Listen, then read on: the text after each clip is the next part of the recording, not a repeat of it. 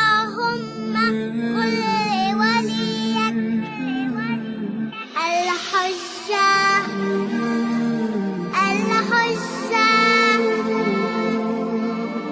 الحجة ابن الحسن صلواتك عليه وعلى آبائه في هذه الساعة وفي كل ساعة وليا وحافظا قائدا وناصرا